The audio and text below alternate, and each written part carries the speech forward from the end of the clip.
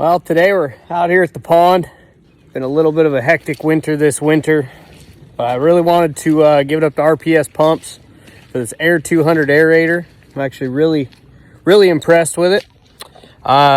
First off, I'd like to highlight how much or how little sun it actually takes to run this thing.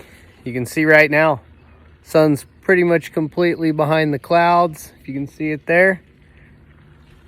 And look at how much air my AIR200's putting out right now. That thing's down there about 11.5 feet in the water, and it is pushing some serious air. I mean, really impressed with this tiny little pump. Another thing really happy with, since the idea of being next to the pond is being able to hear the air, being able to hear the water, the birds chirping, all that. The other thing I'm really impressed with is just how darn quiet this pump is. You can't even hear it.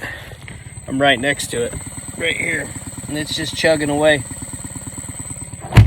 Really neat little unit.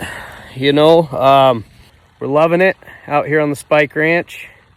This thing's just been amazing. Till next time, thank you.